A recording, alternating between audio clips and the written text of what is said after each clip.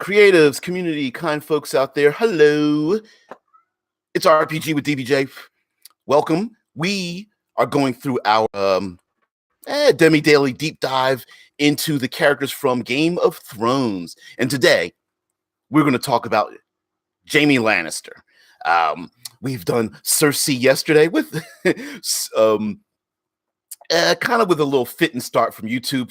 Fingers crossed we won't have the same problem today. But of course, Game of Thrones is coming to its last season, so I thought we'd take a few of the characters and steal some RPG fuel from these characters, even if you don't like the characters or you don't even really have an interest in the show. I think there's many things I believe we could steal from these characters and use for our own settings and our own character creations, NPCs, things like that.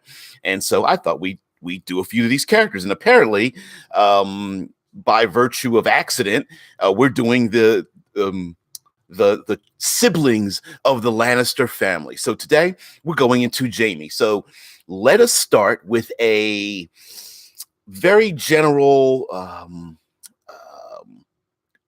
history and personality and description of who Jaime Lannister is. All right. So Jaime Lannister is a golden boy. He is a gentleman who is attractive, rich, noble bearing, has born with a golden spoon in his mouth, has always had most likely trained and educated by the best as a nobleman in the family, in the Lannister family. And the Lannisters have been rich for many generations, or at least the public assumes that they are. And even the words for their house, the Lannisters always pay their debts, can be thought of as, can be taken a number of ways.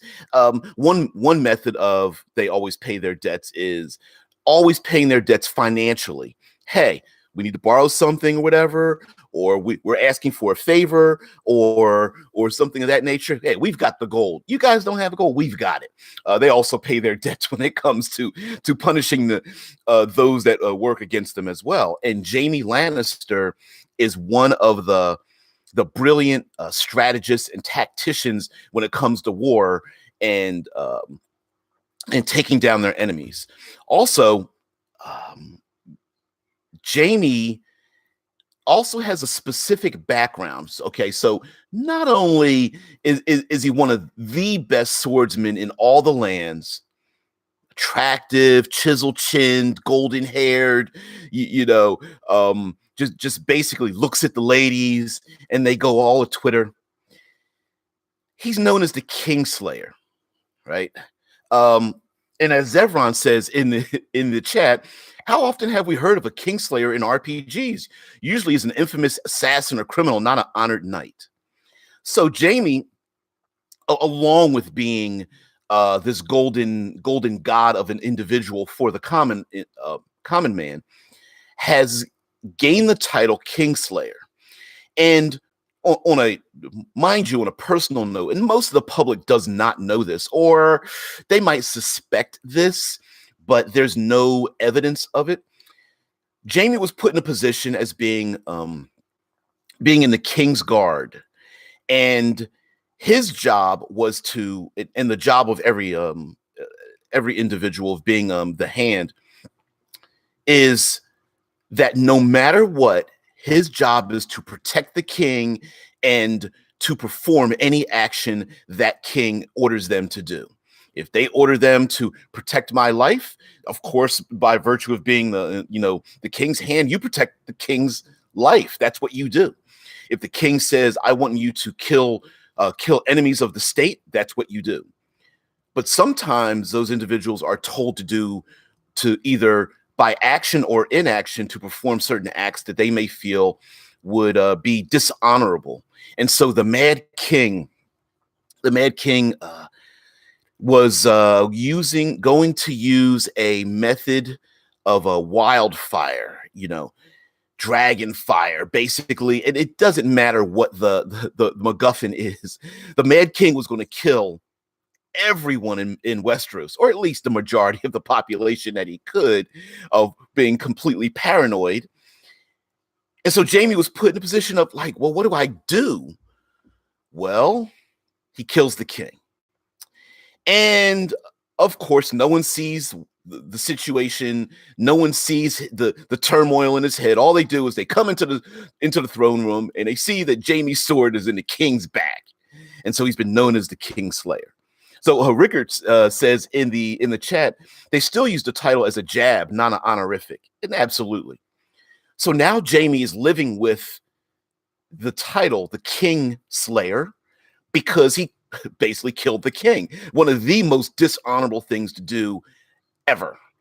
And much like the real life individuals, the samurai who rebelled against the shogun or the daimyo who ordered them to attack and rape and pillage their own people, Jaime Lannister did the same thing, striking down his own king, going against his own honor, his own moral code.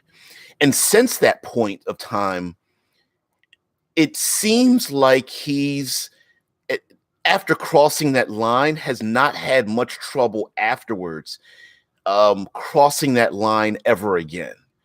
And so Jaime is a complicated character, as many of the knighted, and whether physically or through rumor. And when I say knighted, not all the characters in the Game of Thrones are knights, but these are individuals who hold themselves to a higher set of standards, whether it's the Hound, whether it's Jon Snow or Ned Stark. Jaime Lannister is Brienne of Tarth. Jaime Lannister is one of these characters who in the gaming community could very, very, very easily be considered himself a paladin, or at least a fighter with heading towards the lawful and or good side of the spectrum. And when I say heading that way, not all of them hold to that ideal strongly, or it's very difficult to hold on to those lawful and or good ideals as the fingertips start to slip off the ledge, right? Zevron says, and I believe this is a quote from Jaime, there are no men like me, only me. So what kind of character is Jaime, and what can we take from this individual? Well, one thing that we can take from it is, and something that Zevron also mentions in the chat, is that, how often have we heard of a Kingslayer in RPGs, especially one walking around, with this kind of like half title, half foul language honorific being thrown his way. And I think that as a PC, so let's start out with Jaime Lannister as being a player character, right? Imagine starting out a character who leaves their knightly order after performing something that everyone in the realm thinks of as the most dishonorable thing that they could do, whether they were on the battlefield and this individual backstabbed their own commander, or this individual stole gold or food that was supposed to belong to the troops and stole it. Imagine, despite the fact that the intention was supposed to be good, that stealing the gold was supposed to go to the poor, or stealing the food was to feed starving individuals. No one sees that, especially those that are in power. They are the ones that would spread the rumors, or at least reinforce the fact that your player character is the one that committed a dishonorable act. And so Jaime Lannister is forever marked by it. And instead of screaming to the world, trying to convince people, he knows that there's no way he can convince people, especially those in power, that he did good. Instead, he wears it like a like another suit of armor, as a knight would, as a person who knows how the courts work, who knows how the rumor mill works. As everyone says, you mixed your ketchup and mayo together on your burger. You degenerate. Yeah. Like eggs on ketchup, or someone who loves liver and onions, right? Oh, sorry. Yeah, anchovies on pizza.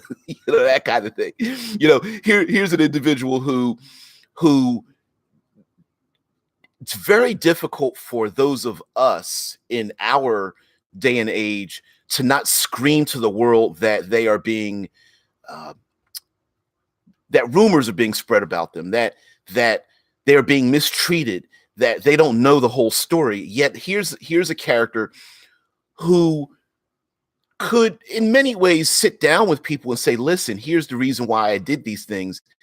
Yet he doesn't do it. And we, mind you, in the story, his act has already been done, and it's probably been quite a few years since he killed the king. Was he frustrated at that time? Did he try to scream to the world and everyone just ignored him and just waved his protests away? Not really sure, but we do know that he's used that as a weapon of sorts against other people, as if to say, you know what, I killed a king, I could do much worse to you, right? And how imagine a character who internally is very honorable and really doesn't want to hurt people, but yet uses it as a weapon to other people. Like, Jaime Lannister mentions in the story, like, listen, you need to give up because I'll take your children and put them in catapults and fling them across, against the castle walls if you don't do what I say. Now, would he really do that? At that point in the story, probably not. But then part of, the way it's written, you're like, there's like a 15% chance he really might do that. So I imagine a player character like, having that 10 to 15%, like, I might actually go against my own moral code to get things done in this situation. As everyone says, we as a society sympathize with the rebel, heavily influenced by our culture, honoring rebellion from tyrants or major powers. So it's not hard to see why people like Jaime. Yeah.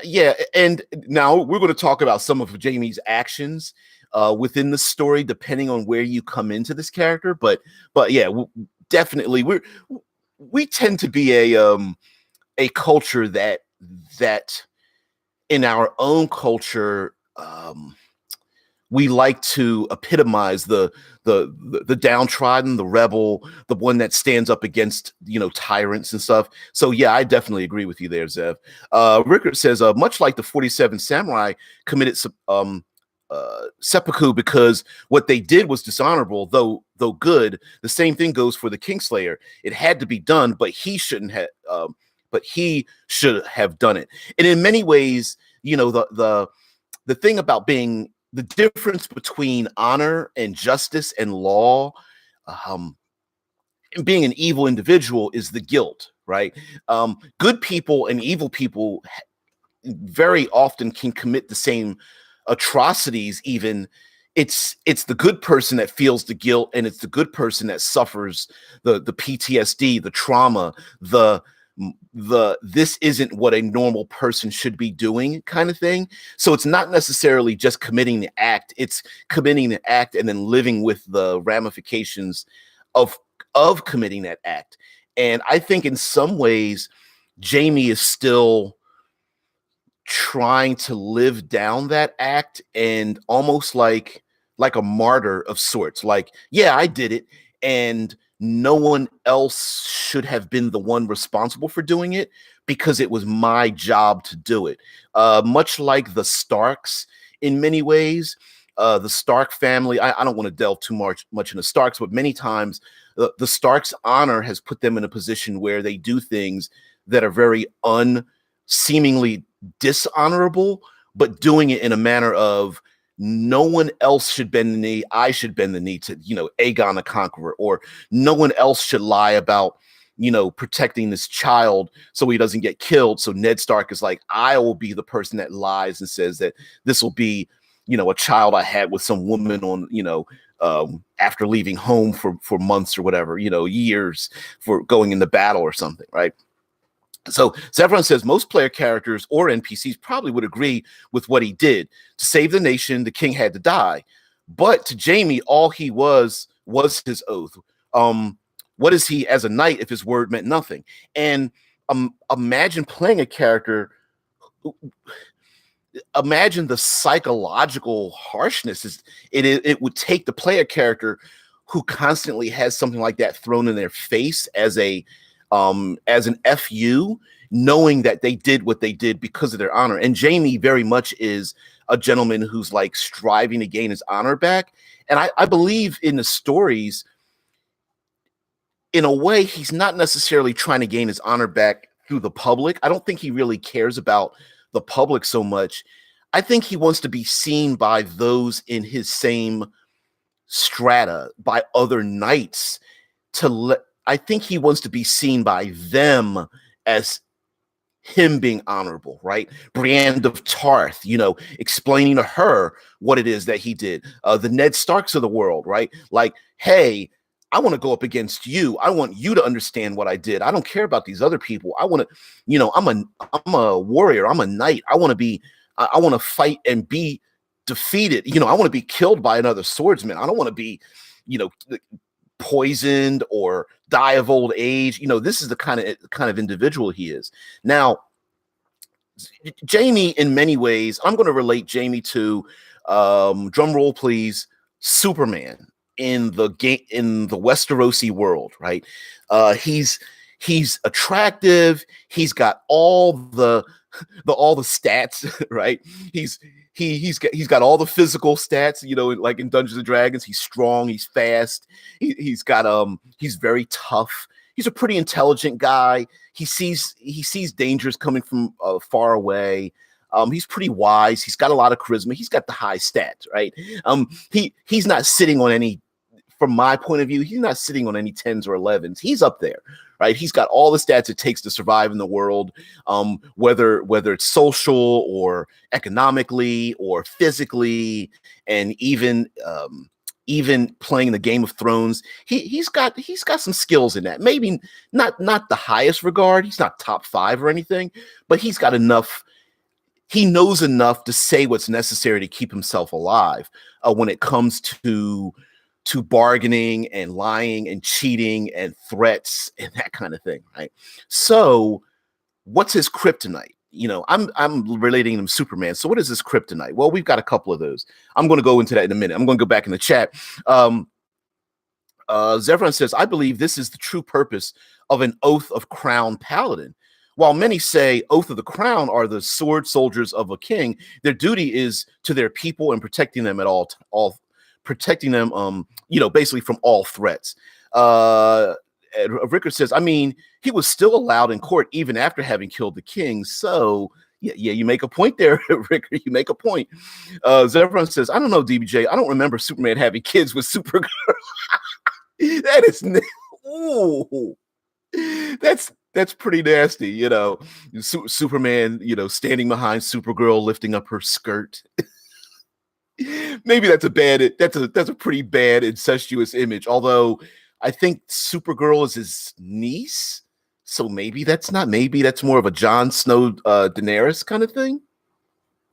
Anyway, that's pretty nasty, right? But really though, now to answer Rickard's question, comment, was his cousin. Thank you, Dead Man. Zevran. Yeah, it was his cousin. I forgot about that. It was not his niece because I think technically it's. Boy, I think even in the movies, I believe she's basically older than he was, although he never meets her. Anyway, okay, enough about Superman. The whole point is that like Superman has a weakness in his kryptonite. Could Cersei be his kryptonite? Is Cersei the individual that basically, no matter how honorable he is, that basically, one wink from her, one smile, one soft caress against his chin and asking him something that he just up and does it?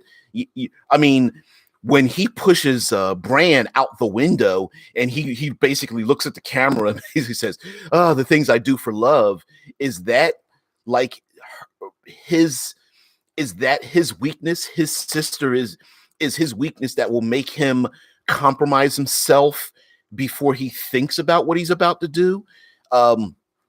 Maybe early in his career, I would say yes. I would say that she has him wrapped so tightly that he acts first and then lives with the consequences later. Um, Very much compromising his own oath, in a way. But going back to what Rickard says, saying like he was still allowed in court even after having killed the king. Could we chalk that up to his family line more so than himself? Like, if it wasn't for the fact that he was a Lannister, um, and one of the greatest swordsmen in the land, could we chalk that up to him being just basically a rich Lannister and Tywin being his dad? I'm not sure. I'm I'm gonna right now, and I could be dissuaded from this. I'm gonna say it was because of his dad. I'm gonna say it's because of Tywin and the fact that he's hella rich, or at least the people believe he's hella rich. So that's what I'm gonna chalk it up to. I'm gonna say that it benefited people to let him stay in the courts because he makes a better ally than an enemy. So because I think he very much could have been like, I think if enough people organized, they could have had him exiled or they could have come up with some kind of kingly thing that he's going to have to be removed from his position. And then I think Tywin would step in and go, oh, really? And I think people would starve. I think people would be brutalized in some kind of way, shape, or form. So that's how I see it from now. And that's a possibility. So I'm going back in the chat. Zipron says she was older but got knocked in a time loop, so she eventually became younger than him by a few years. Comics are weird. Yeah, talk about Supergirl. Yeah. Rickard says it basically took him Cersei to become the king. He broke his oath and killed for him to break free from Cersei. Oh, yes. It took I'm going to say that and I'm going to agree with this, that some people feel that when Jaime lost his hand. So, okay, during the story of Jaime's background, not only does he push a small child out of a window, most likely to his death, although we know that he became paralyzed. Although he really didn't find out that he was paralyzed till much later and half apologized for it. He also was captured and had his sword hand chopped off unceremoniously. And some people feel that when he lost his sword hand, it broke him and who he was. And finally, Jaime discovered, once he was broken, he discovered who he really was.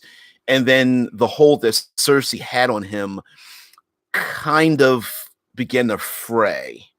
And so then he was able to break free from Cersei, who had this hold on him.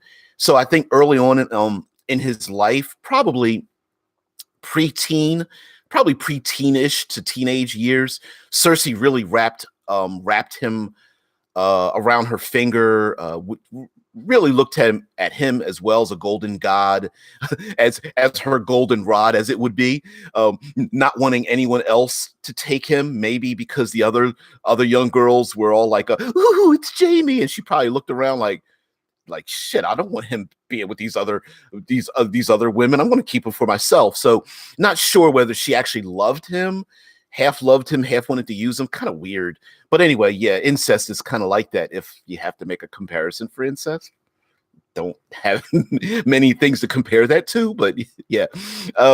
Rickard says, I would say that I don't think he would be executed for regicide even without his father's power. I gotta agree with you. I don't think he would have been executed. I think he represents something the people wouldn't. I think his actions and his personality and just his demeanor would leave him in the courts, even if it wasn't for his dad. But Yeah, I, it's hard for us to say. Game of Thrones has a shit ton of like what if situations. So sure. Jefferson, honestly though, how many times have we heard of a king or advisor going mad with power and attempting to destroy a great many people? The king learned dark magics to live forever, becomes paranoid. Yeah, yeah. Yeah, the king learning dark magic to live forever, becoming paranoid, of course. And what's the quote? Um, the hero who lives long enough learns to see themselves as the villain, or grows into the villain. Or I'm misquoting it, but yes, basically, if you live long enough as the hero, you become the villain of your own story, right? And that's a thing, and we've seen that a lot. And I think the people in power in Westeros when the king was killed. Let's be honest. When this In the television show, we don't get a lot of that story, but basically, we know the Mad King was an asshole. He was a Joffrey on crack, right? So when the king was killed, were a lot of people really upset by that? Not really, except for the chaos he caused, and maybe that allowed some individuals to get away with a lot of their dirt.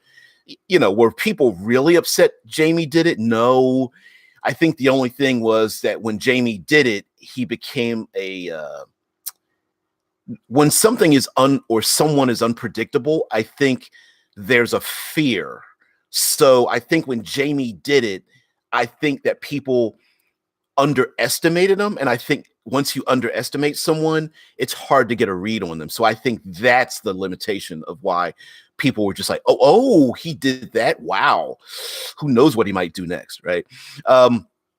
Rickard says this started the weekend, but it was not until the big boom for him to throw off the last of the shackles. Yeah, it wasn't until that hand getting chopped off, kids getting killed, and all that kind of business, right? Yeah, Zev says it's a story that you could use in many areas, and the ramifications could be felt for years later. A power vacuum, political duplicity, shift from a monarchy to a democracy.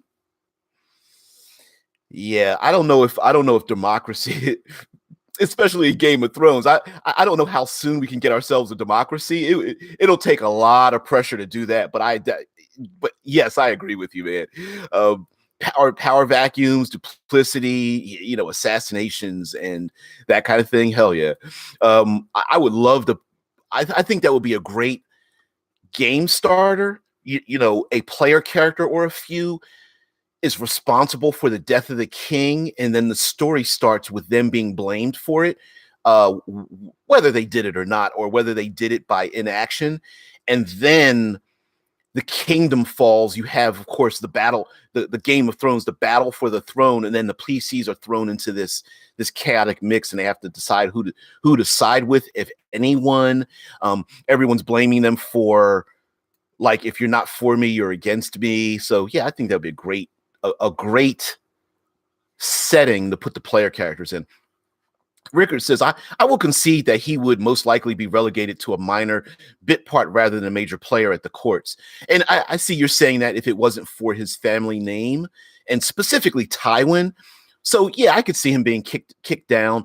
Jaime's a survivor, though. He really, if you think about the things he's done, he's killed his own family to escape from being captured. He's a great tactician. He's a survivor. He has a method of, he knows the things to say in the courts. So I think he'd be kicked down to a minor bit player and then scramble his way up as he got older. Deadman Storyteller says, similar to Full Metal Alchemist, the dwarf in the bottle tries to kill minions to become immortal. Yeah, talking about Full Metal Alchemist. The idea of the player characters, I like the idea of the aftermath. So instead of the evil king and the player characters have to take down the evil king, what if they're standing around the dead body of the evil king, and then that's where the story starts. They're being either hunted, or maybe they're not being hunted, and the players are like guilty about what they've done, but they're being pulled to perform even more heinous acts, and the player characters are hiding. It's kind of weird, but maybe they're hiding their oath is their weakness. And if people found out that it was due to their own oath, not because they were being treacherous, and so others might try to take advantage of that. You know what I mean? So it's like other people looking at a dirty cop, right? The dirty cop is the one that people fear if others think that they're dirty. But what if the quote unquote dirty cop did it for honorable reasons? Then other criminals are like, oh, I can manipulate you. You're not going to kill me. You're not going to take me out, in a back alley and put a bullet in the back of my head because you're not that dirty. You actually did it. You stole the money to help starving children. You know what I mean? Right? You didn't do it to buy a new yacht, right? You did it to help others. So the minute someone finds out Jaime's weakness, I think they could use that against him, which is why I think he wraps the Kingslayer around him. And I could see a player character using that as their like intimidation skills. You know what I mean? Like people fear them because they think they'll do something dangerous, even though they really wouldn't want to do that. Zevran says your character could return home and see the city in disrepair. The poor are suffering as nobles go on wild bends, assassinations in public, lords going to war with individuals only to broker deals and have them gang up on another noble in the same breath. Yeah, that would be sweet. Like the player characters, like maybe the player characters perform the deed, they kill the king, they scatter to the winds, and something, maybe it's just a simple act of being in the same, maybe they had war together and it's just that camaraderie that brings them back together again. And when they come back, they're just like, holy shit. Like the countryside is just, people are being like, burned at the stake and like, hung from castle walls and whatnot. And they're just like, oh man, we've got to do something about this. And when they come back, instead of people going, please save us, maybe the people are scared of them because the player characters caused all this harm and they didn't do anything to stop it, right? I think that's a great starting point. So then we'll flow into like an NPC or enemy in a minute. Let's see. As everyone says, imagine fighting this character and defeating them and finding out because of how major the event that killing the king was, their sword became magic to commemorate the moment, the throne breaker. You know what? We often think of going to what you're talking about, Zev. We often think of magic items and even magic abilities being like, oh, I'm a wizard and I'm going to use these spell components and a ritual to make something magic. But how often do we not associate an act with magic? Like, who's to say that Jaime's Valyrian sword, well, I guess he didn't have a Valyrian sword. Okay, forget that I'm changing the Westerosi history here. Who's to say that the Kingslayer's sword, like you said, kills the king and then the sword becomes magic? Or who's to say that this character is a fighter, kills the king and becomes a paladin? Like that is where their smite is first used for the very first time. I love that idea. The sword and the stone idea, where the old king goes away, and when the sword is withdrawn from the stone, that's where the power is activated again. And why not in a setting have the player characters who kill the king? They stand around the king. They are basically 0 level characters. They kill the king, each and every one of them, and it awakens something inside of them, each and every one of them. One becomes the paladin. That's the very first time they use their smite. They strike down the king. Maybe another one of them feels such guilt that when they sleep, they talk to one of their ancestors and they feel such guilt. And one of their ancestors is like, talking to them, and that's how they become a warlock. Maybe another character becomes a cleric and decides this is the turning point where they feel such guilt that they turn to the gods to atone for their sins, never quite atoning for what they do. Whatever the case may be, maybe that's the thing that grants them power, or maybe that's the thing that, the blood of the king makes the sword magic. The blood of nobles has always been a trope. Why wouldn't that then be a trope in our games? We don't often use it, and that's a real thing. So yeah, I love it. Zevron says there are so many stories of swords used in war that slaughtered so many enemies that it became drunk off of it, craving more blood, more, until the user was the only survivor as they walked past their dead allies. Yeah. Zev's pact of the great uncle twice removed. that's funny. Your warlock patron's always drunk, sitting around in his tighty whitey, scratching himself. It's just like, I don't want to see that. Uncle, please, could you put some pants on? Listen there, Sonny. You better do what I say. French toast. You know what I mean? Anyway, but sorry, I just had to segue a little bit off of that. But Zev makes a good point, right? Like the idea of swords being used in battle. All right, so let's go down that path. We did a series here where we talked about creating worlds based on a particular class of character, right? We did each class. We did paladins and fighters and rangers and whatnot. What if in this world it is the knights that are the movers and shakers? And I don't necessarily mean that only swordsmen are in power, but imagine the power of a wizard is only powerful because of the sword that they wield. And I don't necessarily mean that a wizard has to swing a sword, but maybe it is, a wizard of, just follow me here, like a pyromancer wizard needs to get the blade that was killed a king and the countryside was burned with alchemical fire, and whatever slayed 1,000 men, somehow that sword gained that pyromantic arcane link. And so the only way a pyromancer could become a pyromancer is to gain that blade. So maybe every other character class is related to these blades, and the people tell of stories of these blades from these various wars, these various legends. And so when someone has a blade, when someone sees the hilt of the sword, when someone sees the blade drawn, we know, as the regular population, we know, oh, that's the blade of, and name the battle thereof.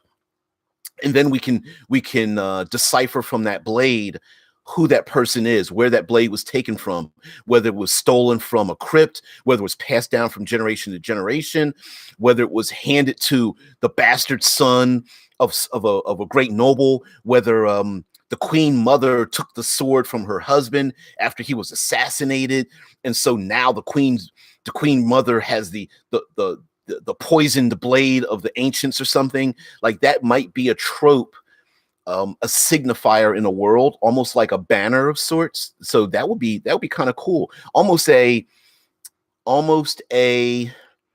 like okay, I'm going to try to describe this. Almost like when you have the sword, you get the boon related to it. So I'm going to flow into a gaming thing here in a minute. Zevron says, besides, if the king is a magic user, maybe slaying him caused the magic in his blood to seep in, possibly tainting the blade, causing necrotic damage or dealing bonus damage from behind, a never-ending reminder of their crime. I love that. I absolutely love that. So follow me on this one, right? Just follow me a little bit, because we're trying to pull role-playing elements from this. So imagine in your world, there are no, like in the Westeros world, there are no other races. So you don't have elves, there are no dwarves, there's no tiefling or dragonborn, there's no drow. Instead, in your world, you reflavor the races. So each race in Dungeons and Dragons, using that as our example, has certain abilities. Elves have certain abilities, dragonborn have certain abilities, or something like that. if you obtain one of these blades, you change your race, reskinning it, and you become, your racial features change based on the blade that you own. So when you own the blade, you gain the attributes, good or bad, of the blade, and therefore you overlay that on your character type. So if you lose the blade, or your character is killed or put in a coma and someone takes the blade from you, they obtain that and you become a human again. Like you get your human traits back. That might be a way of like gamifying it if you want to. Although you could just, shrug your shoulders and just make it a magic item. But I'm making something more complicated than it needs to be. But sometimes we designers we're all mini game designers in our own head, right? So you could get a little complicated with that, and like DBJ, maybe you don't want to go down that path, right? Yeah, Zevron says gnomes or wildlings, kill them on sight. Yeah, if they're on the other side of the wall, they have to be gnomes, right? Or they're gnomes, so they're wildlings, so yeah, I've got the blade to kill them, so why not, right? Yeah, the only good gnome is a lawn ornament. Ow, that's wrong. Just because they wear pointed hats, but hey, leave out a bowl of milk for them, and they clean your house. The broken lawn ornaments. Leave them alone. They also help us get what is it? Get great deals for vacation, I believe it is. So yeah, there is that. Anyway, so Jaime Lannister. Let's go for a Jaime Lannister NPC / bad guy, like an adversary. Regalia comment. Oh, well, did I miss that? Yes. Zed says maybe the paladin changes their regalia to be a sword, like dripping black blood, showing their deed, but showing they have no remorse for doing the greater good. So you're saying like they literally get a banner, or like a what's the thing that knights wear? It's like I believe it's called a tabard. It's basically like it's got the whole. It's not a hood, but it usually has a hole for their head, and it drapes down the front and back of their uniform. And it usually has a. We often seen that in the artwork, where you just see like it's like a white tabard with like a cross on the front. Yeah, tabard. Yeah, where instead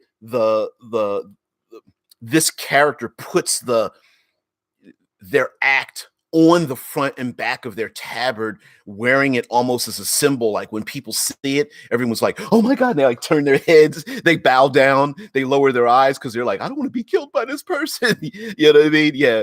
Thanks, Dad. Thanks, Ev. Yeah, that's pretty nasty, but I like it.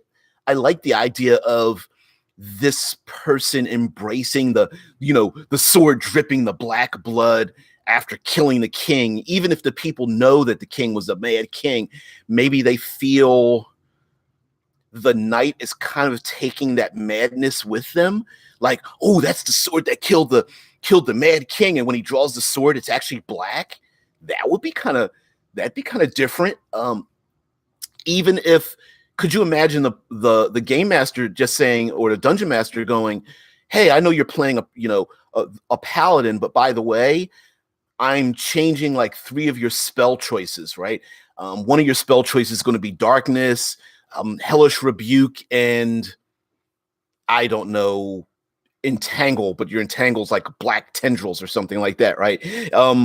Yeah, like Zevron says, their act becomes their coat of arms. I like it. I like that a lot. I just think that's just one more role playing, world building element that we can use. And just as a dungeon master, it behooves us to ensure that the player character's actions actually have a reflection in the world. This Jaime Lannister character killed the king, which caused a cascading effect of so many other things. Just like Ned Stark getting his head cut off, it's just, whoa, like, really, you did this thing? Wow. Maybe, leaving room open for your world to be in effect destroyed by your player characters is a necessary thing. I think sometimes we world builders make our worlds out of concrete, not out of water, not out of liquid. Right? So everyone says maybe the sword causes psychic damage and instead of slashing, and on a crit causes a crown of madness. Ooh, I like that.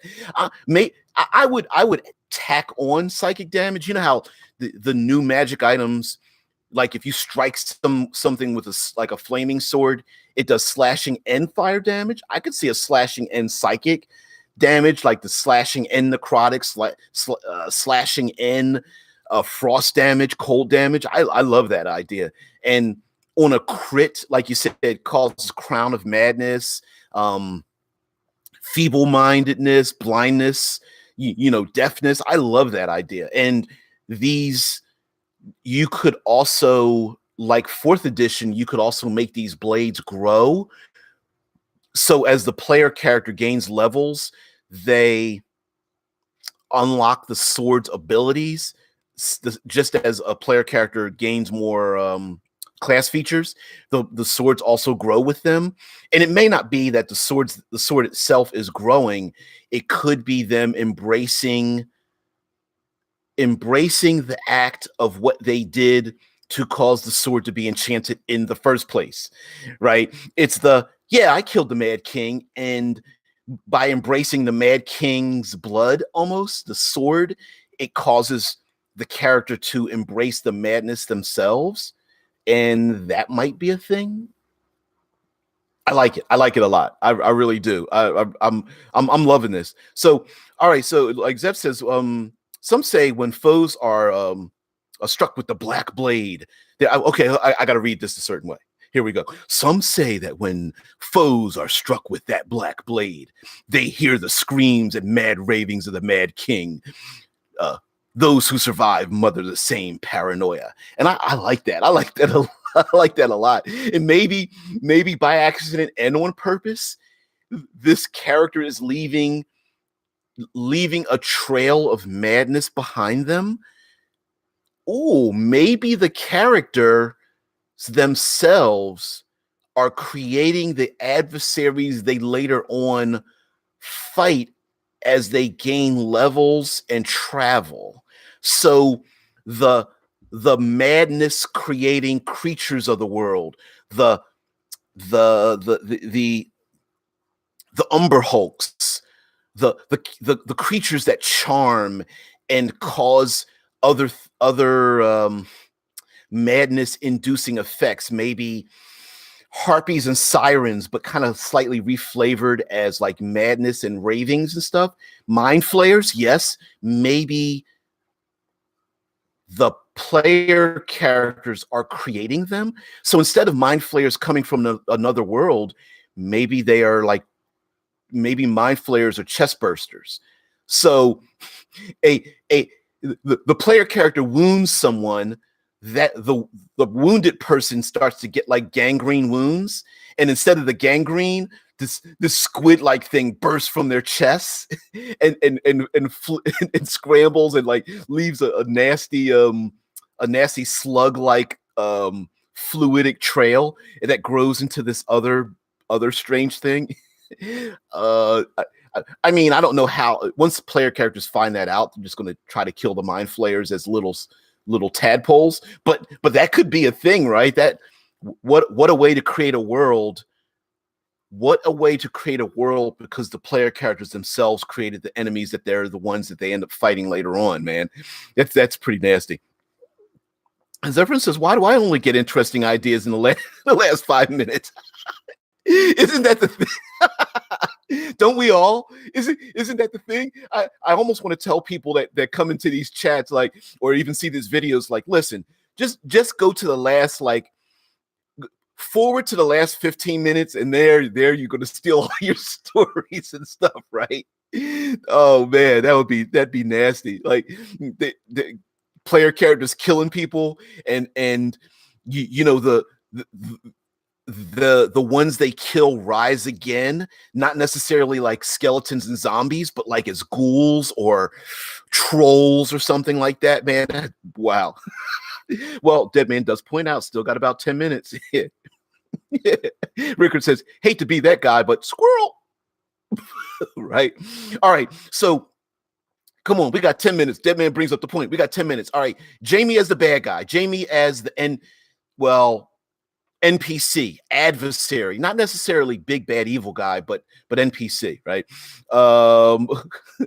Yeah, I hear you, Zev. Zev says unrelated, DBJ. But before you end the stream, did you see my comment I left on the Cersei vid? I sure did. Yeah, talking about about well, we'll go into it. I'm going to pull it up right here, so I actually specifically have it. So, you know, one thing about Jaime being the bad guy is, I think Jaime being the misunderstood bad guy, I think is a trope that I feel like we all could use in our stories, because again, imagine ourselves like you have your setting, you have your king that was killed, right? And maybe there were rumors that he was a mad king. Maybe we thought, well, he's not really mad. Maybe he's more like maybe he's just cuckoo, right? And so you have the typical Black Knight, the Black Knight of the world. Oh shit. The Black Knight of the world, and the player characters are all set to want to kill the Black Knight, right? This is the person who killed the king and put the countryside into chaos. Of course we've got to defeat, you know, the Black Knight with the golden sword, or the Golden Knight with the black sword, or whatever, what have you, only to come to find out that, like, here's this guy, the police surround him, we're going to kill you. And maybe this Jaime Lannister individual drops to his knees and is like, you know, I was waiting for you guys to come here. I was waiting for this very moment. I killed the king because, and, you know, of course, shows the evidence that, yeah, he was going to use the wildfire or whatever the MacGuffin is, right? He was going to spread this amongst the people and kill everyone. And there was nothing for me to do but to kill the king. And I did my best to keep the countryside from falling into chaos. I mean, it could be that the player characters literally are there to kill one of the most honorable people there are, and maybe he gives of himself to it. And I think this is a good way for us to use those good aligned creatures, maybe, that the good aligned creatures in this setting did the quote unquote evil thing. The player characters, young, first level, don't know any better. They go to fight the so-called evil regime, even though they're made up of good creatures, good NPCs, good characters, only to find out that, yeah, they did it for the good. They did it for the good of the people. It just didn't turn out the way they expected it. I'm going to get to your comment in a minute, Zev. Zeron says maybe the players were the royal guard, but knew nothing of the evils he had planned. He could have been a former best friend, father, or sister, maybe even a teacher. I like your idea of making it very personal. Like, this could have been like a teacher or a father, or like a blood relative, and was killed when the NPC kills them, and the players didn't know of their evil plans, right? To kill the population or do something like that. Rickard said he did kill the king, and now his sister is queen, so it does look like a power play. Add to that the queen is also the one who holds the real power. Yeah, absolutely. I mean, from the outside, yeah, does look like Jaime killed the king, Tywin rose in power, and his sister becomes like the queen mother, basically, so that her children, her golden crowned children, each take the throne. I mean, it really does look like that. Like, Jaime did it for a power play.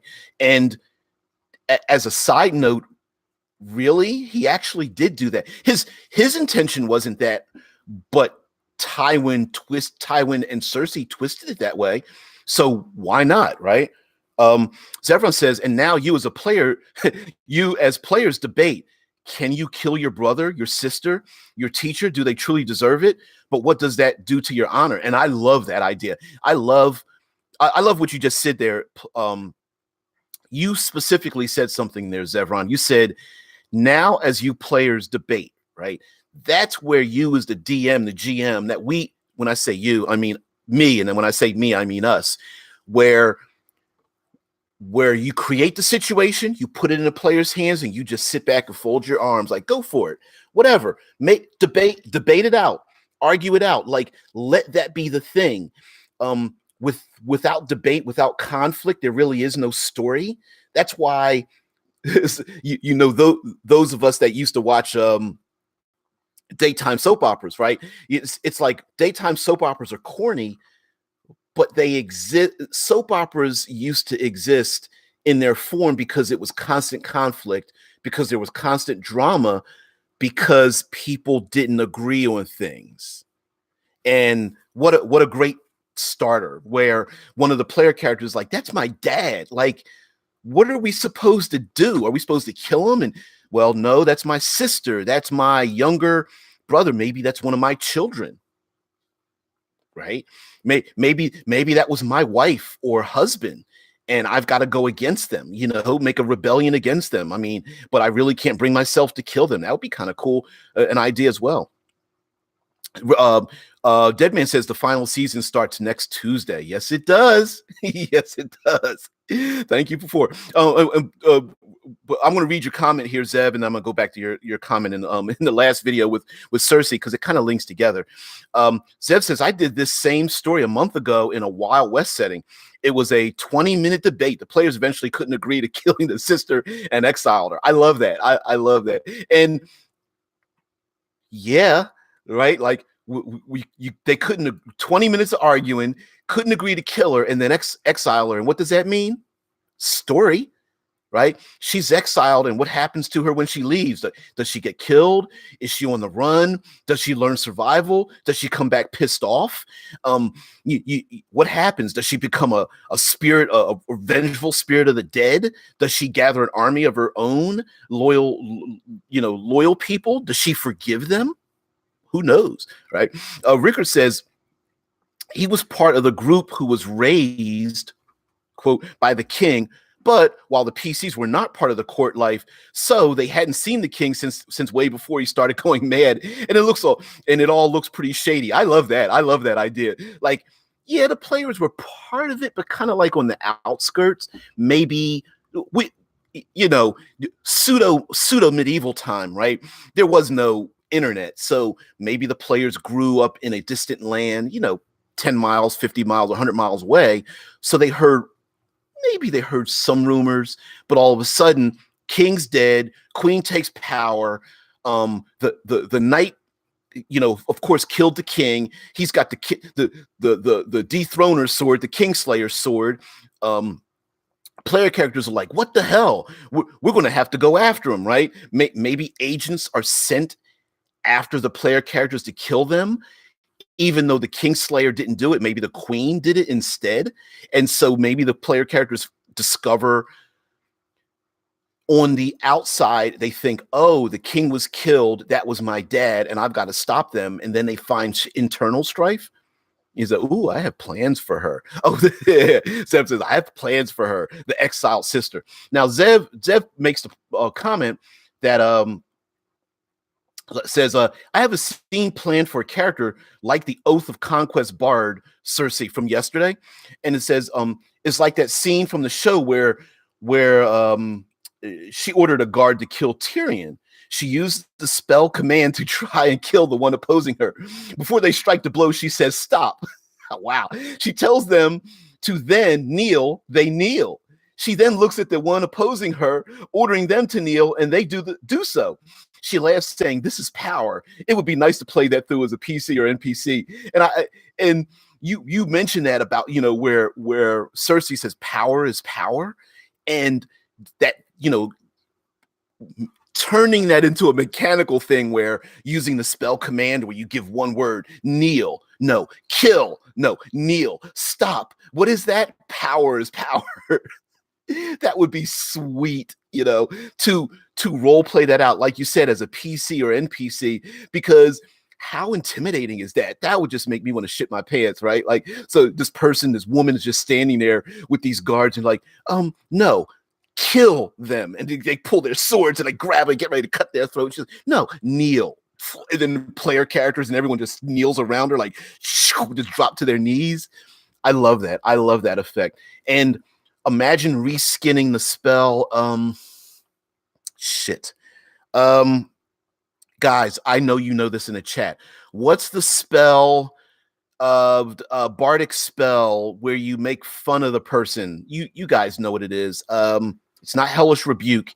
It is oh, it makes them fall prone. Please tell me what it is, because you could reskin that vicious mockery. Yes, yes, without the question mark. Yes, yeah. Well, taunt as well.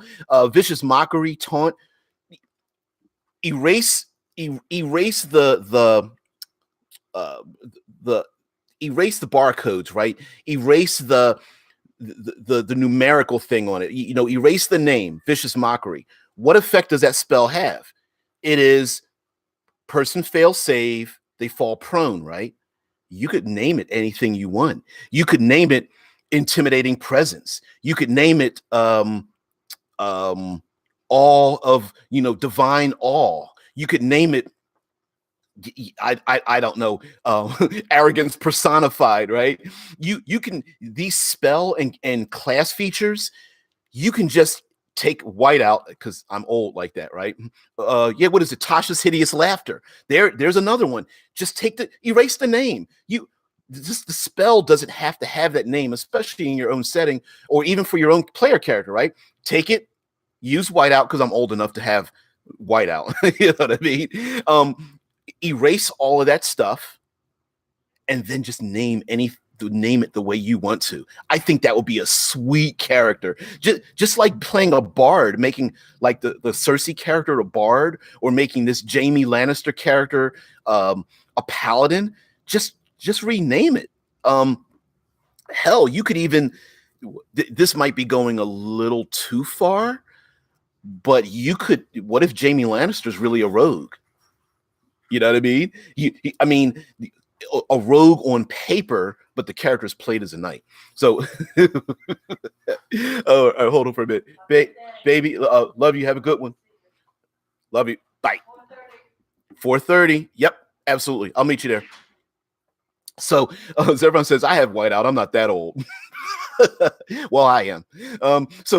But really, we can reskin any number of things. I mean, if you really, now, mind you, I'm stretching this quite a bit, but the Jaime Lannister type PC or even NPC could actually be a rogue, and the character is portrayed as this knight, but really, after being how they perform their skills, their swordsmanship skills, the way they bring themselves about. Maybe this rogue character is very charismatic, whereas instead of like does he dress in the armor and stuff? Yeah, just for ceremonial purposes. But we've seen Jaime in a golden, outfit, right? The fine silks, maybe a little bit of light and fine leather and stuff. He was even trained by Bronn to use his offhand after getting his hand cut off. So maybe he's just like great swordsman, great swordsman, great swordsman. Oh, here's a leg trip. Boom. Now I get to strike you from behind. Or, great swordsman. Hey, look over there. Boom. Hit him from behind. You know what I mean? And remember, it's not called backstab. It's called shit. My brain just it's called fuck. I'm reading the chat. My brain just froze on me. Anyway, you guys know what I'm talking about. Anyway, Zeb says maybe Jaime, because I'm reading the chat at the same time I'm talking, which is a weird thing, right? Zevron says maybe Jaime has his power-hungry paladin bard queen sister as his warlock patron, getting those dominating powers and those titles he uses to cause fear are magical in nature. Ooh, me likes that. Zevron says, as you said yesterday, her future self is her pack maker, and she causes Jaime to make a pack with her as well. Deadman says, sneak attack. Damn it, Deadman, thank you very much. I love it. Yes, it is called a sneak attack. It is not called backstab. The old days, it was called a backstab. But a sneak attack doesn't necessarily mean that it's a backstab, although the two are related to each other. But yeah, maybe he's just so good that that's what he has. Maybe he, Jaime Lannister did a sneak attack on uh Ed Stark. Well, although maybe it was the opposite way because they actually stabbed him with that spear. But you get what I'm saying. But Zevron makes a good point. Like Jaime's the paladin who gets his power from his sister, who is she's her own warlock patron. I love that kind of stuff. Sneak attack plus smite.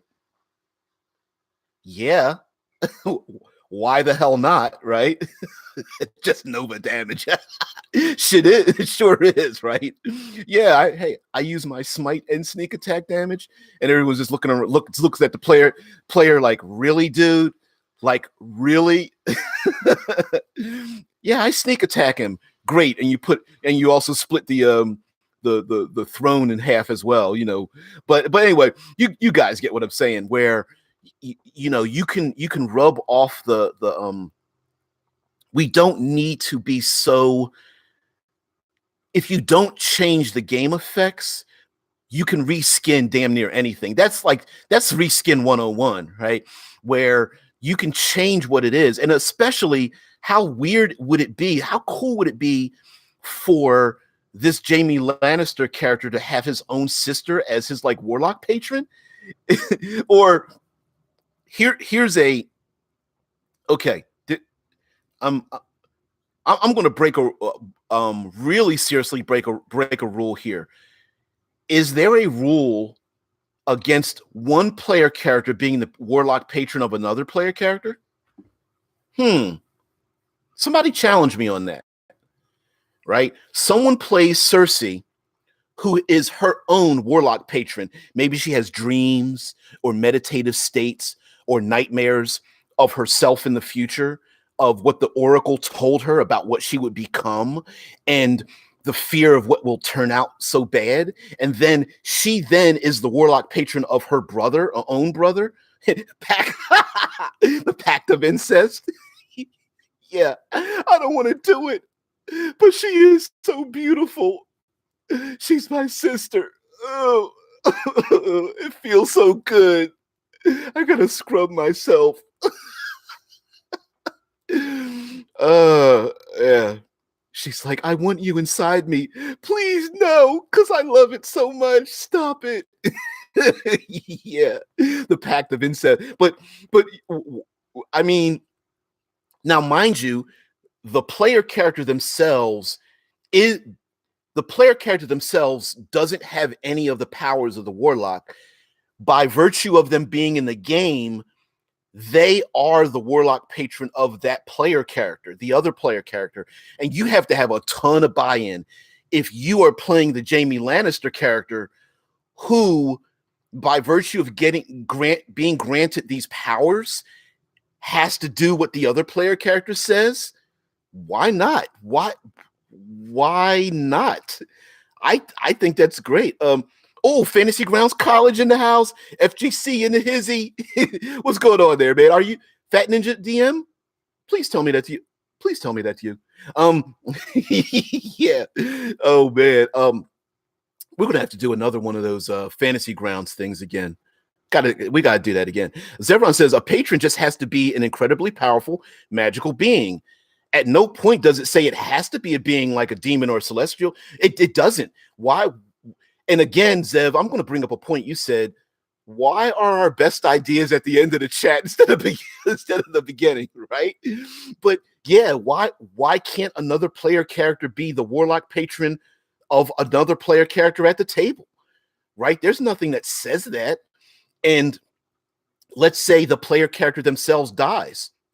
Okay, you lost one warlock patron. Maybe you're going to have to get another one. No one says that has to be the case, right? I mean, why not? Like you said, there is no. It just says it has to be a powerful magical being, and who's to say where that shit in our own setting that we're making up? Who's to say where that power comes from? Being the Kingslayer itself could be a warlock patron of itself. So maybe that's more incentive for the player character to embrace being this dishonored knight. Like I killed the king. Being the Kingslayer itself is my own like hexblade warlock patron. So if I cast it aside, I don't have the power. The power is allowing me to live. So on one hand, I don't want to be this person, but then on the other hand, I am this person, which allows me to live in this like very vile and backstabbing type of world. Zevron says it just says deity like power. A level 20 character, like future player character, can definitely be seen as deity like. And really, are the warlock patrons, they are deity like, right? Or deity light, Lite. So a Medusa, the Raven Queen, some of these warlock patrons don't need to necessarily be deities. They're more like demigods, elder creatures, titans, otherworldly. A 20th level character, a 12th level character is kind of otherworldly. So why not? And here's another thing. Why do they have to be otherworldly? If you want to use the standard rules, but try to make it grounded, just like in Game of Thrones, a Valyrian steel sword is air quotes magic, but there's nothing magical about it in that game world. And what I mean in that world, right? So it doesn't glow, it doesn't have its own personality, you don't see it, striking castle walls and shattering them, but we know and they know it is magic. So who's to say that the powers that are granted aren't flavored in reality, right? Oh, what does a paladin smite look like? I don't know. Does it look like anything? We don't know. So who's to say that it just isn't a very powerful sword strike? And who's to say that the other powers that are granted, yes, an Eldritch Blast does seem like, well, that does that doesn't really fit into a reality that we know, but there are ways to reflavor things to make it far more gritty. So I could see that. Dead Man says ideas for next week. Write it down so you can remember it. I'm not very good at writing things down when it comes to that. Although next week is the Avengers, so I'm probably going to end up forgetting it by the time we go back into the Game of Thrones. So yes, that's why I have you here, dude.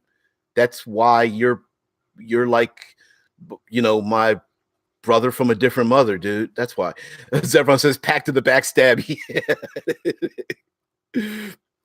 Zebra says, I always imagined it looked like Kaoken from DBZ. Yeah, you remember for it. Yeah, guys. So anyway, maybe that should be a disclaimer. Guys, hey, listen, like, share, subscribe, give a thumbs up. And oh, by the way, skip the first 45 minutes. That's not necessarily a good selling point, but whatever. But it's true though, right? That is a thing. Yeah. Sim says, sorry for squirreling us so bad. Dude, that's what digital pizza is about. That's what we're all about. Malika says, yeah, peace, keep up, my brother, keep up the good work. You, dude, yeah, brother from a different mother, man. That's what's going on there, dude? From Philly. What's going on? Yeah, but these guys don't know about our long history together and playing role-playing games and stuff. So yeah, and you know me, this is what I do for Monday through Friday, just talking about stuff, man, just sitting down. And you remember us when we used to sit down, man, in a grandmother's basement, just hanging around, eating pizza, going to Fino's, eating cheesesteaks, and man, that was the thing. So yeah, that's what this is the digital version of that. So yeah, man. Yeah, that's basically what it is. As everyone says, I would love to do a discussion with DBJ one day. Guy can only dream. Back to work, gotta go. Catch you all tomorrow. That's going to be our way out. Thank you, Ricker. Everyone's got to go. Thank you for taking part. It's been over an hour, but what the hell not? Tomorrow is Tyrion. You got to do Tyrion, man. Our favorite height limited individual. I don't want to disrespect the gentleman who brought us so many great things for Game of Thrones. So yes, tomorrow there is. Yeah.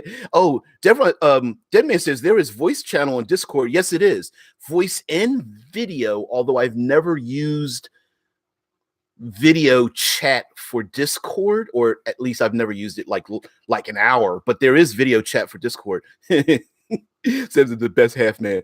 Yeah, he sure is, man. He sure is.